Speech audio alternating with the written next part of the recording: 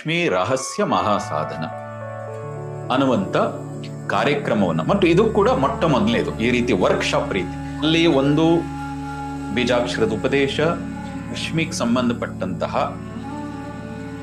ಮಂತ್ರಗಳು, ಅದಕ್ಕೆ ತುಂಬಾ ತರದ ಟೆಕ್ನಿಕ್ಗಳು, ಮೆಡಿಟೇಷನ್ಗಳನ್ನ ಹೇಳಿಕೊಡುವಂತಹ, ಉಪದೇಶವನ್ನ ಮಾಡುವಂತಹ ಕಾರ್ಯಕ್ರಮವನ್ನ, ಮತ್ತು ಇದು ಕೂಡ ಮೊಟ್ಟ ಮೊದಲನೇದು ಈ ರೀತಿ ವರ್ಕ್ಶಾಪ್ ರೀತಿ.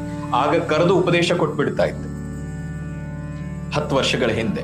ಆದರೆ ಈಗ ನಾವು ಅದನ್ನ ಒಂದು ವರ್ಕ್ಶಾಪ್ ರೀತಿ ಪ್ಲಾನ್ ಮಾಡಿದೀವಿ. ಒಂದು ವಿಸ್ತಾರವಾಗಿರುತ್ತದೆ. ಯಾರು ಶುದ್ಧ ಮನಸ್ಸಿನಿಂದ ಸಾಧನೆ ಮಾಡ್ತಾರೆ ಮತ್ತು ನಿರಂತರವಾಗಿ ಇಟ್ಕೊಳ್ತಾರೆ, ಅವರು ಒಂದು ಆರ್ಥಿಕವಾಗಿ ಉನ್ನತಿಯನ್ನ ಗಳಿಸಬೇಕು, ಲಕ್ಷಗಳು ಕೋಟಿಗಳನ್ನ ನೋಡಬೇಕು, ನಮ್ಮ ಆಸೆ ಅದು. ಎರಡನೇದು, ಕುಟುಂಬದಲ್ಲೂ ತುಂಬಾ ಚೆನ್ನಾಗಿರಬೇಕು. ಧೈರ್ಯ ಇರ್ಬೋದು, ಆತ್ಮವಿಶ್ವಾಸ ಇರ್ಬೋದು, ಆರೋಗ್ಯ ಇರ್ಬೋದು, ಅದು ಕೂಡ ವೃದ್ಧಿ ಆಗ್ಬೇಕು.